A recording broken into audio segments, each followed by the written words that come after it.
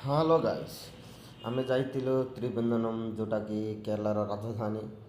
ଆମେ ଯେତେବେଳେ ବସ୍ଷ୍ଟାଣ୍ଡରେ ବସିଥିଲୁ ମୋତେ ବହୁତ ଭଲ ଲାଗିଲା, ତ ସେଠି ଗୋଟେ ଭିଡ଼ିଓ ବନେଇବା ପାଇଁ ମୋର ଇଚ୍ଛା ଥିଲା। ଦେଖନ୍ତୁ ମୁଁ ଆପଣମାନଙ୍କୁ ଭିଡ଼ିଓ ଦେଉଛି। ଏଇଟା ହେଉଛି ବସ୍ଷ୍ଟାଣ୍ଡ ବାହାରେ, କେତେ ସୁନ୍ଦର ଦେଖାଯାଉଛି, କେତେ ଭଲ ଭ୍ୟୁ ମଧ୍ୟ ଅଛି। ତାପରେ ଆମେ ଗଲୁ ଆଉ ଗୋଟେ ଜାଗାକୁ। ଜହନ ଭାଇ ଫୋନ୍ରେ କଥା ହେଉଥିଲେ, ବିଜିରେ ଥିଲେ। ରେଲୱେ ଷ୍ଟେସନ ସାମ୍ନାରେ ଅଛି। ଦେଖନ୍ତୁ କେତେ ସୁନ୍ଦର ଦେଖାଯାଉଛି। ଆପଣମାନେ ଦେଖନ୍ତୁ, ଗୋଟିଏ ମଧ୍ୟ ଚେପ ନାହିଁ, ଗୋଟିଏ ମଧ୍ୟ କୌଣସି ପ୍ରକାର ଅଳିଆ ଆବର୍ଜନା କୌଣସି ପ୍ରକାର ନାହିଁ। ତାପରେ ଆମେ ବାହାରି ଗଲୁ ଗୋଟେ ଭଉଣୀକୁ ଦେଖା କରିବା ପାଇଁ। ସେ ଆସୁଥିଲେ ବସ୍ଷ୍ଟାଣ୍ଡରୁ। ଆମେ କିଛି ଦୂରକୁ ଗଲା ପରେ ସେ ଆମକୁ ଭେଟିଲେ। ଜହନ ଭାଇ କଥା ହେଉଛନ୍ତି ସେପଟେ, ତ ଆମେ ତାଙ୍କୁ ଦେଖା କରିବାକୁ ଗଲୁ।